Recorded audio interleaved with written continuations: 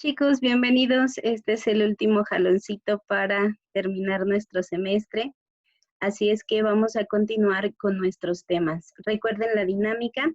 En este video se les va a presentar el material necesario para desarrollar las actividades que se estarán indicando en este mismo video o en la descripción. Entonces, pues vamos a comenzar recapitulando acerca de dilatación térmica.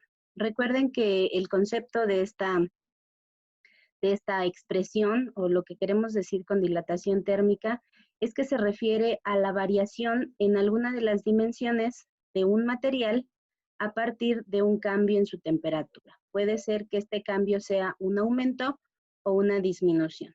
Entonces, hemos analizado ya el concepto de dilatación lineal, el cual hacía referencia al incremento en una sola dimensión. Después abordamos también la dilatación superficial, la cual abarcaba conceptos como incremento tanto en lo largo como en lo ancho de una superficie.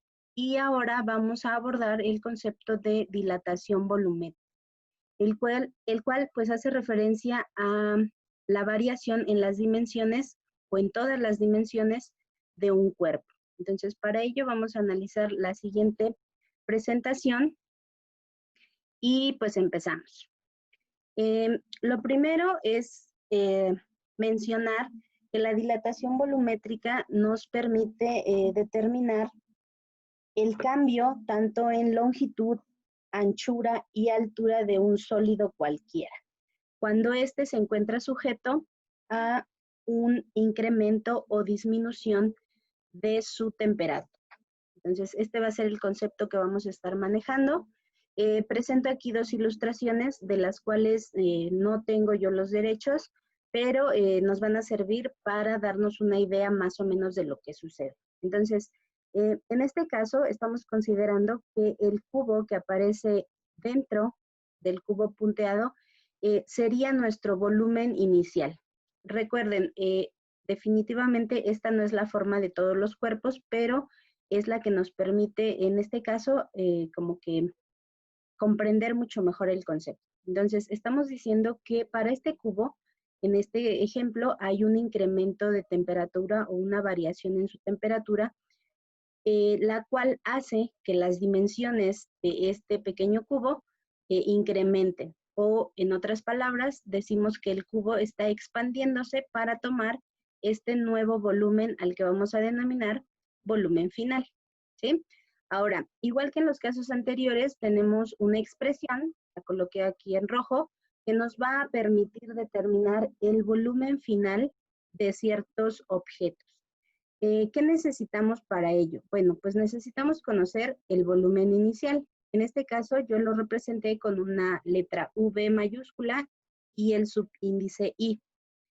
Después vamos a considerar nuevamente esta constante que habíamos manipulado ya en los ejemplos anteriores y ahora vamos a utilizar este símbolo para representar el coeficiente de dilatación volumétrica. Nuevamente, las temperaturas se van a representar como temperatura final con T sub F y temperatura inicial con T sub I.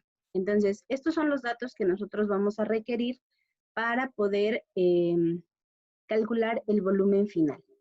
Entonces, recuerden que generalmente tratamos que las unidades sean exactamente de la misma índole, es decir, si estoy hablando de temperatura, entonces considero que ambas temperaturas tengan la misma unidad, ya sea Kelvin, Celsius o Fahrenheit.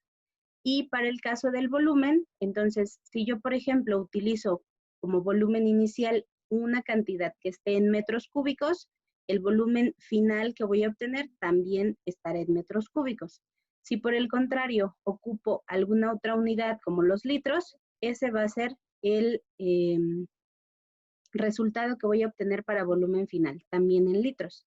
Entonces, aquí presento un cuadro en el cual aparecen algunos coeficientes de dilatación volumétrica de líquidos muy particulares. Entonces, cuando sea necesario, volveremos a consultar estos elementos con su correspondiente coeficiente de dilatación. Entonces, vamos a continuar ahora con un ejemplo y dice de la siguiente manera. Tengo un recipiente de vidrio que se llena hasta su máxima capacidad, es decir, se coloca dentro 1 litro de aguarrás.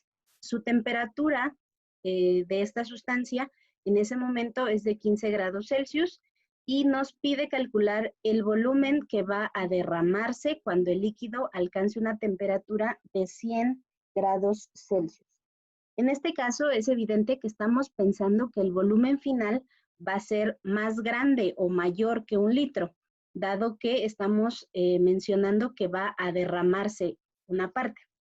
Entonces, vamos a proceder de la manera usual, es decir, vamos a identificar nuestros datos, vamos a decir qué haremos, con qué expresiones haremos las operaciones numéricas y al final escribiremos una breve conclusión. Entonces, lo primero que vamos a mencionar es que el volumen inicial es de 1 litro. Recuerden que se llena hasta su máxima capacidad. La temperatura inicial son 15 grados Celsius, la temperatura final son 100 grados Celsius y el coeficiente de dilatación del aguarrás que teníamos en la lámina anterior es de 0.00095. Entonces, para que lo podamos tener en consideración. Ahora, ¿qué vamos a hacer? Bueno, primero vamos a calcular el volumen final y ya después vamos a determinar qué porcentaje o qué cantidad de mililitros son los que se derramaron. Entonces, recuerden la expresión que teníamos en la lámina anterior, yo la volví a colocar aquí y vamos ahora directamente a la sustitución. El volumen inicial era de 1 litro. Este 1, recuerden que es una constante que forma parte de la ecuación. Aquí coloqué el coeficiente de dilatación volumétrica del aguarrás, la temperatura final, que son 100 grados Celsius, y la temperatura inicial, que fueron 15. Bueno, una vez que yo introduje toda esta operación a mi calculadora, el resultado que obtuvimos fue de 1.0808. Recuerden que este resultado, dado que yo ocupé la unidad litro para mi volumen inicial, el resultado también va a tener la unidad de litros. Ahora, nosotros queríamos determinar el volumen que se derrama, es decir, lo que sobra, o en otras palabras, la variación en los volúmenes. Para eso vamos a utilizar la fórmula que aparece aquí. Es decir, vamos a restar el volumen final menos el volumen inicial. Lo que estamos haciendo entonces es realizar una resta. Es decir, tenemos aquí el volumen final que acabamos de calcular menos el volumen inicial, que era 1 litro. La diferencia es este número. ¿Qué es lo que quiere decir? Bueno, pues finalmente lo que nosotros estamos concluyendo es que este número o esta parte es justamente la que se derrama. Yo la coloqué aquí en litros. Y también expreso el resultado en mililitros. Para obtener este último número, lo que hice fue multiplicar la cantidad de la variación por 1000. Recuerden que 1 litro tiene exactamente 1000 mililitros. Entonces, de esta manera estaríamos concluyendo el ejercicio. Pero bueno, esto no es todo. Ahora corresponde que ustedes comprendan y desarrollen su ejercicio. Entonces, para esto vamos a tener la siguiente lámina. Dice, ¿qué volumen quedó en el recipiente? Es decir, originalmente teníamos 1 litro cuando estaba a 15 grados Celsius. Y después, cuando su temperatura incrementó hasta 100 grados Celsius, una parte se derramó. Exactamente fueron 80 mililitros. La pregunta es, ¿qué volumen es el que ahora queda? Recuerden que la sustancia está a 100 grados Celsius y tiene un volumen mucho menor por la parte que se derramó. Entonces, ustedes tienen que decir qué volumen es ese que existe en el recipiente. La pregunta 2 considera la siguiente situación. Tomen en cuenta que el aguarrás está a 100 grados Celsius. Dice, si ahora la temperatura tiene un descenso y es tal que llega hasta los menos 15 grados Celsius, esta va a ser la temperatura final. Pregunta, ¿cuál será el nuevo volumen del líquido? Ustedes deberán responder esta pregunta diciendo el valor numérico y obviamente escribiendo todo el desarrollo, haciendo un proceso similar al que mostramos en la lámina anterior. Entonces, pues es momento de que ustedes comiencen escribiendo sus 2 preguntas en su libreta y colocando ya los datos para desarrollar su proceso. Bueno, pues esto es todo. Manos a la obra y esperamos a la brevedad sus ejercicios.